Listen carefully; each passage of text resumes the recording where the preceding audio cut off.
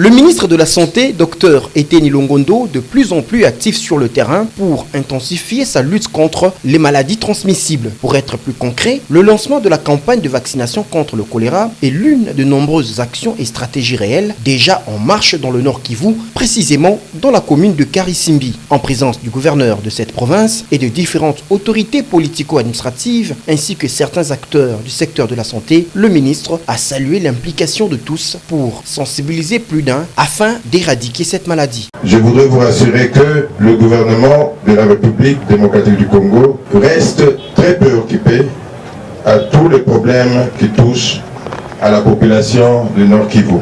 Dans son programme de 100 jours, le président de la République, chef de l'État, a accordé une attention particulière à la vaccination dans le cadre de la couverture universelle. Nous sommes confiants que les épidémies actuelles, avec les efforts de tous, nous parviendrons à les juguler et permettre ainsi à notre population de se focaliser au travail pour relancer notre économie et le développement de notre pays. Allocution finie, le ministre est personnellement passé à l'acte. La vaccination proprement dite, commençant par les autorités présentes sur le lieu et quelques enfants. Le problème de santé qui touche la population de cette partie du pays reste l'une des préoccupations du ministère de la Santé publique. Sur plus de 2000 cas de diarrhée aqueuse chez les enfants de moins de 5 ans admis en 2015, près de 1300 cas, soit 62,7%, étaient positifs pour les rotavirus. 500 000 enfants sont morts à cause de ces virus. Le rotavirus constitue donc un problème de santé publique en RDC. 30 octobre 2019, introduction du nouveau vaccin contre les gastro-entérites infantiles à rotavirus en RDC, Rotacil. Ces vaccins contre les diarrhées à rotavirus introduits progressivement en 3 blocs de provinces va contribuer certainement à la réduction de la mortalité infanto-juvénile qui est de l'ordre de 158% chez les enfants de moins de 5 ans selon l'enquête mixte 2010. La maturité d'un programme de vaccination dans un pays se mesure par le nombre de nouveaux vaccins introduits. La République démocratique du Congo doit être heureuse ce jour d'avoir franchi la barre de 6. Le directeur du programme élargi des vaccinations PEV, Dr Guillaume Ngoy, a exprimé sa gratitude au chef de l'État qui a fait de la santé sa priorité pour l'intérêt de l'enfant congolais. C'est le vice-ministre à la Santé, Albert Petit, qui a lancé officiellement l'introduction de ces vaccins qui sera donné aux enfants à 3 doses entre 1 mois et demi et 3 mois et demi. C'est encore un privilège pour moi, car un nouveau vaccin pour l'enfant congolais consolide la vision du président de la République, chef de l'État, son Excellence Félix Antoine Tshisekedi Tshilombo, qui a fait de la santé une de ses priorités dans le palier social de l'action du gouvernement de la République du Congo. Une vaccination symbolique a été faite au cours de cette cérémonie. Vacciner, c'est aimer, vacciner, c'est protéger. Le rituel, ce sont les 3 discours qui caractérisent toute rentrée judiciaire. Ce 30 octobre 2019 était la date légale de l'ouverture des travaux du Conseil d'État. Le président de la République, Félix Antoine Tshisekedi, a été représenté par l'honorable présidente de l'Assemblée nationale, Janine Mabunda. Comme c'était à la Cour de cassation lors de la rentrée le 15 octobre dernier, le bâtonnier national Maître Matadi Wamba était le premier avec sa plaidoirie. Le thème de son discours, la jurisprudence. Au regard des différents bégayements enregistrés dans les jugements rendus par la défunte Cour suprême, le bâtonnier a insisté sur la nécessité pour le Conseil d'État de bâtir une jurisprudence constante. Dans sa mercuriale, le procureur général près le Conseil d'État Joseph Mouchagaloussa Ntayonde Sandi s'est apaisanti sur la responsabilité administrative de l'État en République démocratique du Congo en mettant en exergue l'urgence de soumettre l'administration à la loi afin qu'elle participe à l'émergence du pays. L'État et ses structures, la responsabilité, ses sources et les sanctions qui en résultent ont constitué la charpente de cette allocution. Le premier président du Conseil d'État, le professeur Félix Mvundowe Tepemako, s'est contenté pour cette première entrée judiciaire du Conseil d'État d'en définir les missions et les compétences avant d'en décortiquer l'organisation et les procédures. Une différence nette établie entre la Cour constitutionnelle, la Cour de cassation et le Conseil d'État. Le premier président du Conseil d'État a exprimé le désir de voir être nommés sur titre les magistrats des juridictions inférieures. C'est sur ces entrefaites que Félix Mvundowe Tepemako a ouvert l'année judiciaire 2019-2020 au Conseil d'État.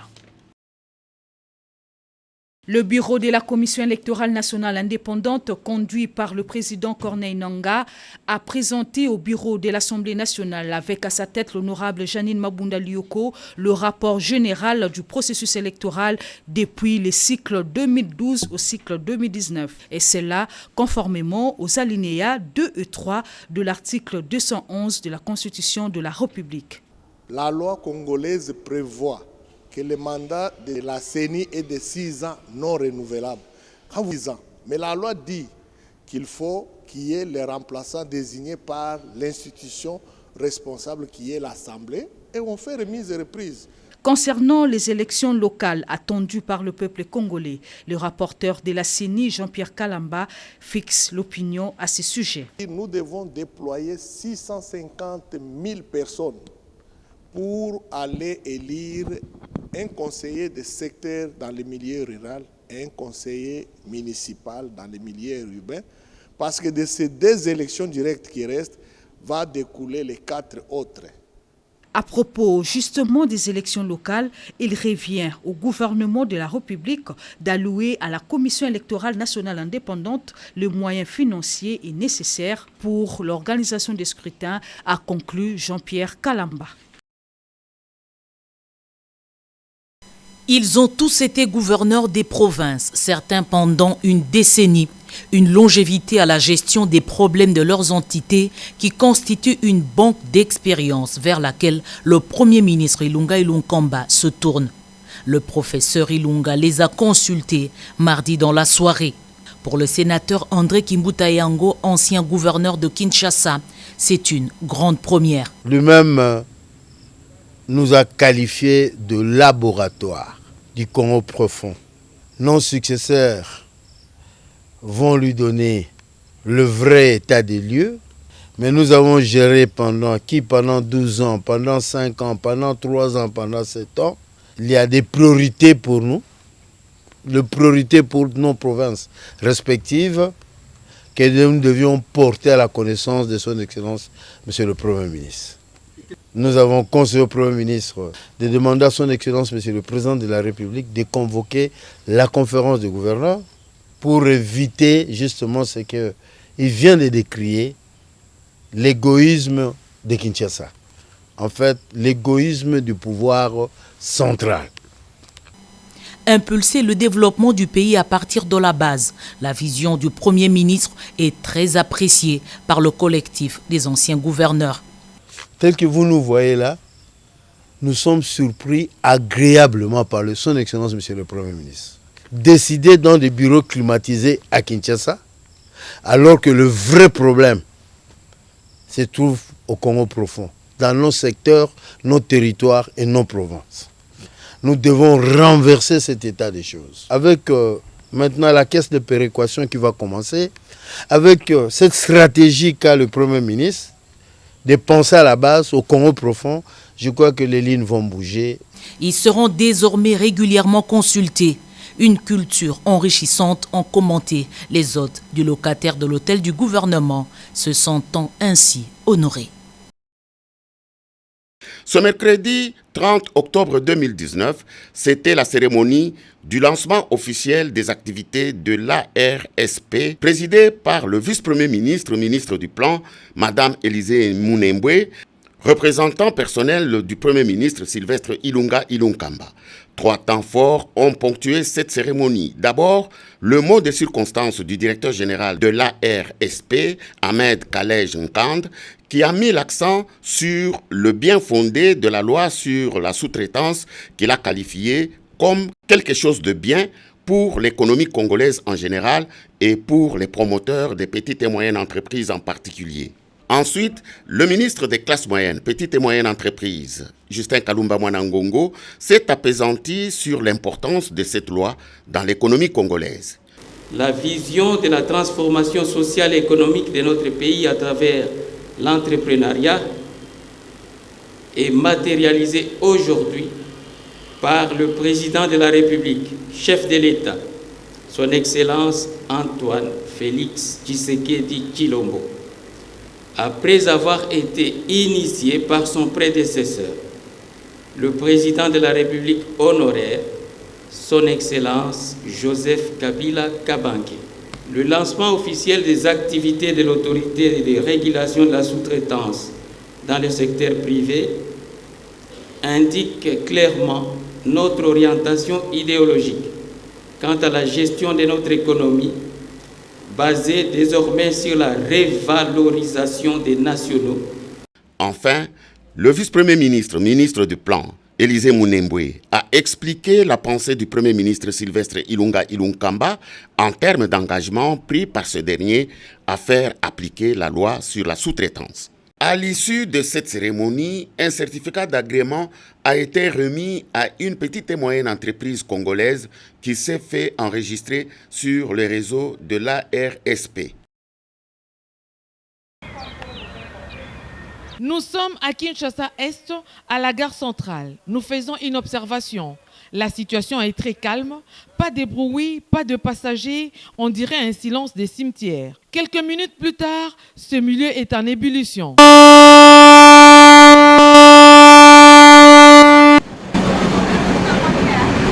Le train urbain en provenance de Kassangoulou est arrivé au terminus. Des commerçantes et commerçants qui ne jurent que sur ce moyen pour garantir leur petit commerce s'empressent pour rejoindre le marché. Les travailleurs et les négociants, communément appelés chailleurs et Mamabi Poupoula, sont heureux d'atteindre leur milieu de négoce en un temps record. Ce train qui draine 9 wagons peut embarquer 1900, 2000, voire 2500 personnes à bord. Des Kassangoulou à Kinshasa-Est, en passant par Kingantoko, Kimwenza, Luzizila, Lemba, Matete, Funa, Ndolo, les clients sont traités comme des petits rois. Il n'y a plus de bousculade comme avant. C'est-à-dire qu'on a mis une série de wagons tels qu'il est possible de prendre un grand nombre de voyageurs, des hauts de passagers en un temps également record. Si on le régularisait, il en résulterait davantage plus de bonheur et plus de bien-être pour le peuple congolais, surtout pour le Quinois.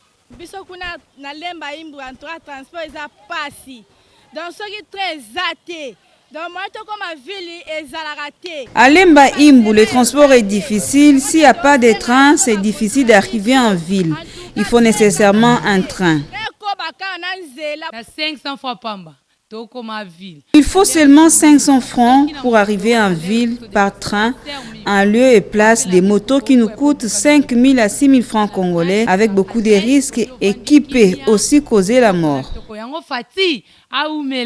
Le directeur général de la Société commerciale de transport et des ports se veut rassurant. Dodelaya a effectué le trajet Kinshasa-Kassangoulou pour avoir le cœur net sur les conditions des voyages des passagers. Quand on vous confie des responsabilités au niveau du pays, vous avez un devoir de redevabilité.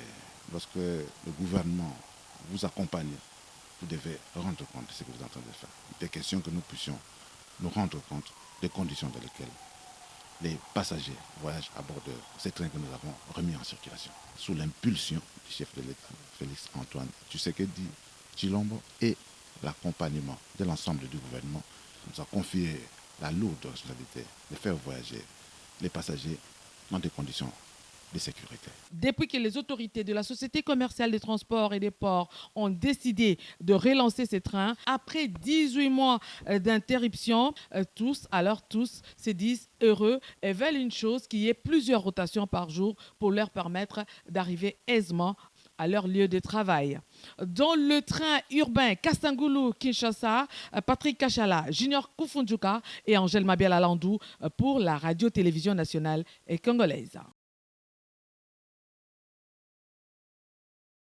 La délégation Internews de droit des médias opère dans le programme de développement des activités médiatiques. Avec le ministre d'État, ministre de la Communication et des médias, ensemble, ils ont évoqué la problématique de renforcement des capacités des journalistes dans le but d'améliorer la performance des prestataires à travers de contenus et de production de qualité. L'objectif de cet état-tête était de présenter un nouveau projet d'Internews qui va se centrer surtout à promouvoir la réforme du cadre législatif au Congo afin de, favoriser l'adoption de lois sur les médias et la liberté, notamment la liberté de la presse, qui sont en ligne avec les standards internationaux et les bonnes pratiques des pays démocratiques. On est en train de définir les stratégies et c'est pour ça qu'on vient de parler avec eux. Ce qui est aussi très important est de mettre ensemble tous nos partenaires, tous les acteurs concernés, les médias. Très engagé pour aboutir à l'image de marque de médias congolais, le ministre d'État David Jolino dit Wampové Samakelele s'est montré optimiste lors des échanges. La 36e session de la conférence ministérielle de la francophonie a ouvert ses portes ce 30 octobre 2019 dans la principauté de Monaco sous le thème « Réconcilier l'humanité et la planète, perspective dans l'espace francophone à la veille des 50 ans de l'OIF ». 88 États et délégations gouvernementales prennent part à cette rencontre des pays ayant le français en partage. La RDC y est représentée à un très haut niveau par le ministre d'État à la coopération internationale, intégration régionale et francophonie, Maître Pépin Guillaume Mandjolo-Bouakila.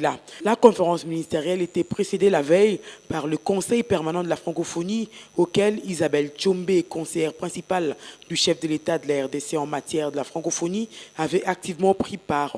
On retient de l'ouverture de cette session de la CMF le message du prince de Monaco et l'adresse du ministre des Affaires étrangères de la principauté, tous deux optimistes quant au pouvoir de la culture et de la langue à fédérer les énergies pour le bien des populations de l'espace francophone. En ce qui concerne la tenue en 2021 des Jeux de la francophonie, le Canada et la France saluent l'initiative de confier à la RDC l'organisation de l'événement et lui promettent tout leur soutien. La RDC qui demeure le plus grand pays francophone au monde. Maître Pépin Guillaume Mandjolo, ministre d'État. La RDC se trouve être un de ces pays qui détient les forêts de bassin au moins 60%.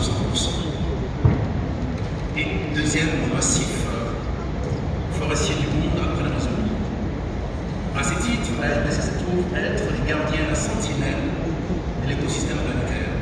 La 108e session du Conseil permanent de la francophonie a proposé hier à la conférence ministérielle d'accorder officiellement à la RDC l'organisation des 9e Jeux de la francophonie, a dit le secrétaire général Louise Mouchikiwabo. La clôture de cette session intervient le jeudi 31 octobre.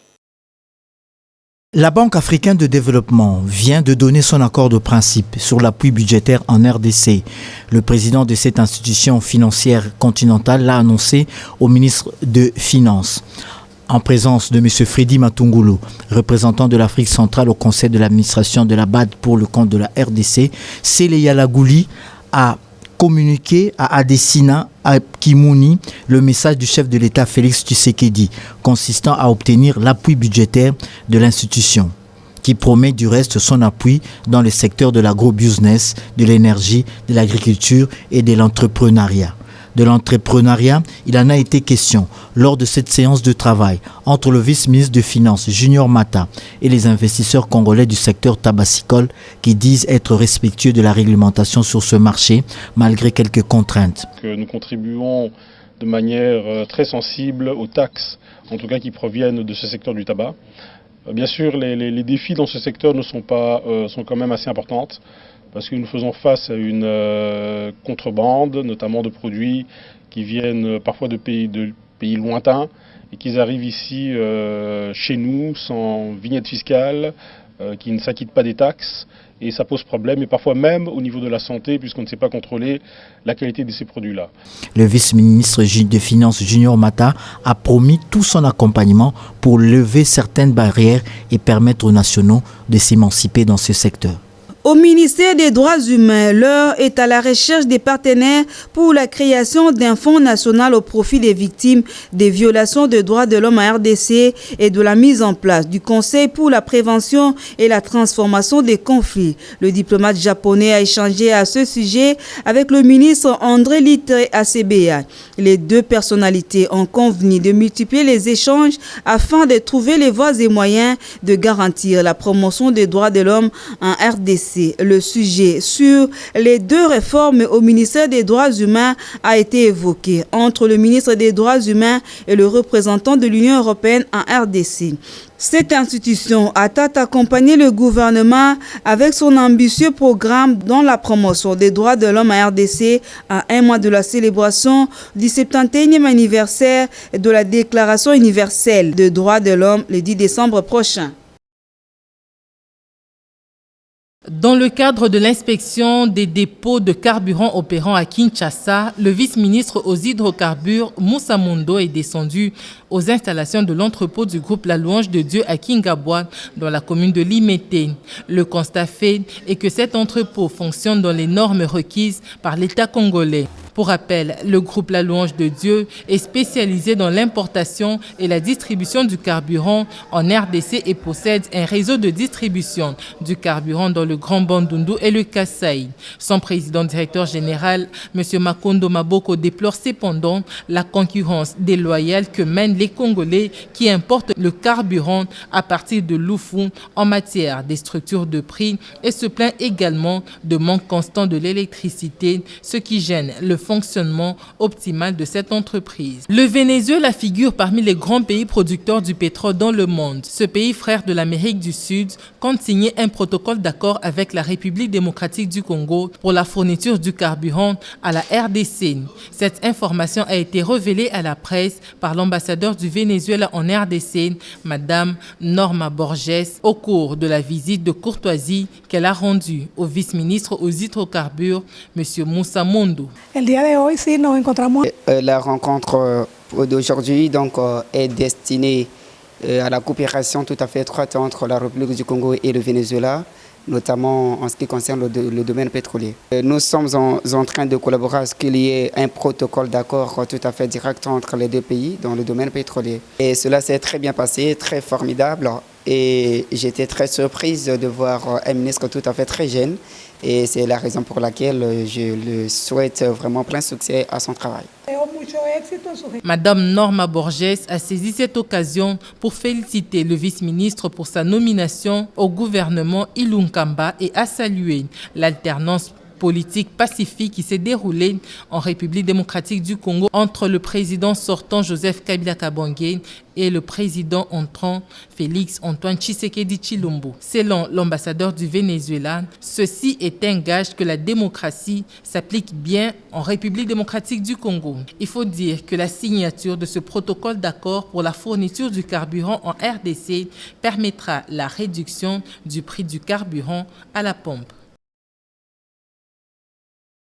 Augmenter considérablement la capacité de la bande passante du réseau des fibres optiques de Kinshasa à Mwanda, améliorer l'infrastructure du réseau des communications de la RDC et aussi servir la population congolaise via Internet à moindre coût, ce sont là les objectifs du projet d'expansion de la première phase du réseau Backbone national de la SCPT RDC.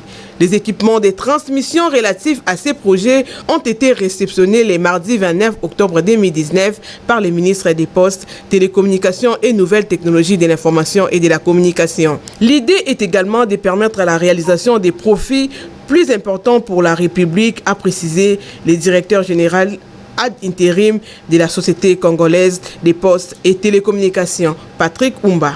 Les présents équipements de transmission qui vont nous permettre d'augmenter de manière considérable la capacité de transport de la phase 1, soit en passant de 20 gigas actuellement exploités à 100 gigas extensibles. Satisfait, Augustin Kibasa Maliba reste convaincu que l'acquisition de ces matériels permettra à la RDC d'avancer vers la concrétisation du numérique, vecteur important pour donner un élan au développement. Donc je dois une fière chandelle à la SCPT aujourd'hui qui permet justement à la République d'acquérir un matériel qui pourrait améliorer les capacités, au ministère, nous sommes plus que déterminés à vous accompagner et à accompagner tous les intervenants du secteur. Parce que pour nous, il nous faut réussir le pari de la numérisation de la République. Ce pari vise un bon service à bon prix pour le consommateur. La société Huawei, partenaire dans les secteurs des télécommunications, a facilité l'achat de ces équipements sur fonds propres de la SCPT. Combattre la pauvreté, l'exclusion et la vulnérabilité dans toutes les provinces de la République démocratique du Congo est l'un des axes stratégiques du quinquennat du président de la République, Félix-Antoine Tshisekedi Tshilombo. Voilà qui explique l'audience que le chef de la maison civile du chef de l'État, Monseigneur Gérard Moulumba, a accordé mercredi 30 octobre 2019 en son cabinet de travail de Mongaliema à Kinshasa à une délégation de l'ASBEL, Fondation Grand Kasaï, conduite par son président Mouepou Katombe Kless. En toile de fond, les questions relatives au développement des 5 provinces issues du démembrement de l'ex-province du Kasaï, à savoir les Kasaï oriental, le Kasaï central, la Lomami et les Sankourou. Il s'agit notamment de l'électricité, l'eau potable, la santé, l'éducation et les infrastructures de base, comme l'explique ici le vice-président Bakena Kadima Loussé, porte-parole de la délégation au sortir de l'audience. Faisons la ronde de notabilité dans le cadre du Grand Kasaï. C'est ainsi que nous avons porté notre dévolu aujourd'hui sur Monseigneur, le président de la maison civile du chef de l'État. Juste lui présenter de civilité et puis il y a le programme de Grand Kasaï Fondation. Nous devons mobiliser nos frères kassaïens pour que nous puissions voir dans quelle mesure nous pouvons parler le même langage, aller dans le sens du développement de notre espace Grand Kasaï.